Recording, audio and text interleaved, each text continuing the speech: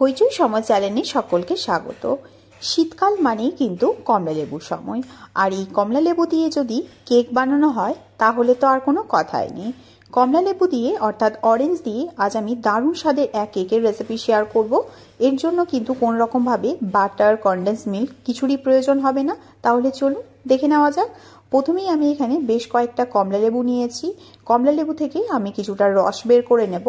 অবশ্যই কমলা লেবু কেক বানাবার সময় কমলা লেবুর রসের প্রয়োজন হয়। এখানে আমি ছোট বাটির বা ছোট কাপের 1 কাপ কমলা লেবুর রস বের করে নিয়েছি, আর কয়েকটা কমলা লেবুর টুকরো ছাড়িয়ে রেখেছি। প্রথমেই আমি দিয়ে দিচ্ছি 1 কাপ পরিমাণে চিনির গুঁড়ো। অবশ্যই চিনিটাকে গুঁড়ো করে নিতে হবে। আর দিচ্ছি সেই কাপেরই হাফ কাপ পরিমাণে তেল। 1 কাপ চিনির গুঁড়োর সাথে হাফ কাপ তেল ব্যবহার করতে হবে। এখানে আমি ভেজিটেবল অয়েল ব্যবহার করেছি। আপনারা চাইলে কিন্তু বাটারটাকেও ব্যবহার করতে পারেন। এবার চিনির সাথে আমি তেলটাকে খুব ভালো করে মিশিয়ে নিচ্ছি। অবশ্যই এইভাবে ভালো করে মিশিয়ে নিতে হবে 2 থেকে 4 মিনিট ধরে।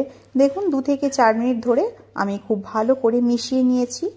এবার আমি এখানে দিয়ে দেব 1 কাপ পরিমাণে ময়দা। পরিমাণগুলো যাতে আপনাদের বুঝতে খুব সুবিধা হয় তাই আমি প্রত্যেকটা উপকরণই কিন্তু কাপে মেপে তারপরই ব্যবহার করছি। 1 কাপ আমি ময়দা নিয়েছি, প্রথমে দিয়েছি হাফ কাপ, তারপরে দিলাম আরও একটু, অর্থাৎ একবারে কিন্তু দিলে চলবে না। আর দিলাম সামান্য 1 চিমটে পরিমাণে নুন দিয়ে ভালো করে ফার্স্টে শুকনো উপকরণগুলোর সাথে এইভাবে মিশিয়ে নিতে হবে। আর তারপরে আমি দেব এখানে আগে থেকে বের করে রাখা অরেঞ্জ জুসটা। আমি অরেঞ্জ জুসটা এখানে ব্যবহার করছি, তাই আমি এখানে কোনো প্রকারের কোনো এসেন্সের ব্যবহার করছি না। আপনারা চাইলে অবশ্যই অরেঞ্জ কেকের জন্য অরেঞ্জ এসেন্স ব্যবহার করতে পারেন, কিন্তু আমার মতে যদি আমরা এরকম জুস দিয়ে কেকটা তৈরি করি অরেঞ্জের, তাহলে কোনো অরেঞ্জ এসেন্স বা অন্য কোনো এসেন্সের প্রয়োজন হবে না।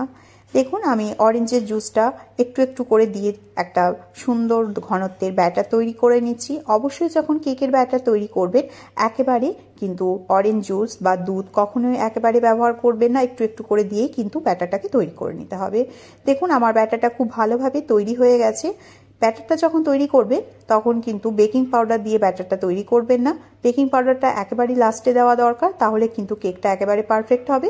এবার আমি একটা অরেঞ্জকে নিয়ে একটা গ্রেটারের সাহায্যে এইভাবে আলতো হাতে গ্রেট করে নিচ্ছি। অবশ্যই যখন গ্রেট করবেন চেপে কিন্তু গ্রেট করবেন না। অরেঞ্জের একটুখানি খোসা দিয়ে দিলাম।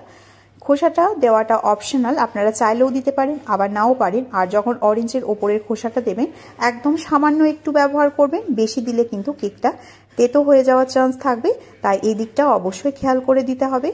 আর এবারে আমি দিচ্ছি বেকিং পাউডার। এখানে আমি 1 চামচ পরিমাণে বেকিং পাউডার নিয়েছি, বেকিং পাউডার দিয়ে দিলাম। আর বেকিং পাউডারটা যাতে অ্যাক্টিভ হয় তাই আমি 1 চামচ পরিমাণে জল দিলাম। এবার আমি খুব ভালো করে বেকিং পাউডারের সাথে মিশিয়ে নিচ্ছি ব্যাটারটার সাথে। আমি কিন্তু এখানে কোনো রকমভাবে ডিমের ব্যবহার করছি না। আপনারা চাইলে অবশ্যই ডিমের ব্যবহার করতে পারেন, তখন 1 কাপ ময়দার সাথে 1 থেকে 2টো ডিম ব্যবহার করতে পারেন।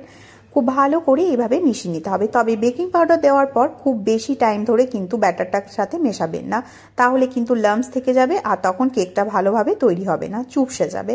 দেখুন আমার ব্যাটারটা খুব ভালোভাবে তৈরি হয়ে গেছে। আমি আপনাদেরকে চামচের সাহায্যেও তুলে এসে দেখাচ্ছি ঘনত্বটা ঠিক কতটা রাখা দরকার।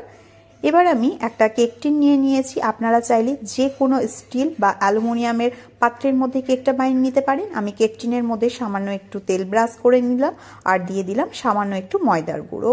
এখানে আমি কিন্তু কোনো রকমভাবে বাটার পেপার ব্যবহার করছি না। বাটার পেপার ছাড়াই কিন্তু কেকটা খুব ভালোভাবেই ডিমোল্ড করা যায় যদি এই পদ্ধতিটা ফলো করা হয়। এবার আমি আগের থেকে যে ব্যাটারটা তৈরি করে রেখেছিলাম সেই ব্যাটারটা কিছুটা দিয়ে দিচ্ছি, আর দিয়ে দিচ্ছি কয়েক টুকরো অরেঞ্জ।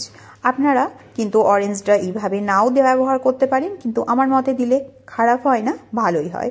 তবে অরেঞ্জের যে খোসাটা গ্রেট করবেন সেই দিকে অবশ্যই খেয়াল রাখবেন। খোসাটা কিন্তু যখন গ্রেট করে ব্যবহার করবেন একেবারে কিন্তু চেপে চেপে ব্যবহার করবেন না, ঘষে, আর একদমই কম পরিমাণে ব্যবহার করবেন, না ছাড়া কিন্তু তেতো হয়ে যাবে। এবার আবারও আমি ওপর থেকে ব্যাটারটা দিয়ে অরেঞ্জটার মধ্যে ঢেকে দিলাম। ওপর থেকে 2-4 বার এইভাবে ট্যাপ করে নিতে হবে যাতে কোনো রকমভাবে এয়ার বাবলস না থাকে। আগের থেকে একটা কড়াইকে আমি স্ট্যান্ড দিয়ে প্রিহিট করে নিয়েছিলাম 10 মিনিটের জন্য। কড়াইটা খুব ভালোভাবে গরম হয়ে গেছে। এবার আমি ওপর থেকে একটা ঢাকা দিয়ে আধ ঘন্টার জন্য হতে দিয়েছি। দেখুন গ্যাসের ফ্লেমটাকে মিডিয়ামে রেখে আধ ঘন্টার মধ্যে আমার কিন্তু কেকটা তৈরি হয়ে গেছে। আশা করি দেখেই বুঝতে পারছেন কতটা সুন্দর হয়েছে, আর ওপর দিক থেকে একটা ক্র্যাকও চলে এসেছে। কেকটা আমার ঠান্ডা হয়ে গেছে, আধ ঘন্টা এইভাবেই রেখে দিয়েছিলাম।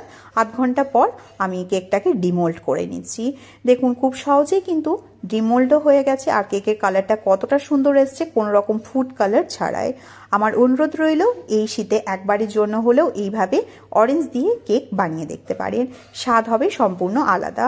আর কতটা স্পঞ্জি হয়েছে সেটা আশা করি আমার কেকটা কাটা দেখেই আপনারা বুঝতে পারছেন। রেসিপিটি যদি ভালো লেগে থাকে তাহলে অবশ্যই একটা লাইক, শেয়ার, কমেন্ট করতে ভুলবেন না। আর চ্যানেলটিকে সাবস্ক্রাইব না করা থাকলে অবশ্যই চ্যানেলটিকে সাবস্ক্রাইব করে নেওয়ারও অনুরোধ রইল। ভালো থাকবেন, সুস্থ থাকবেন, দেখা হচ্ছে আরও এক নতুন রেসিপির সাথে। অসংখ্য ধন্যবাদ।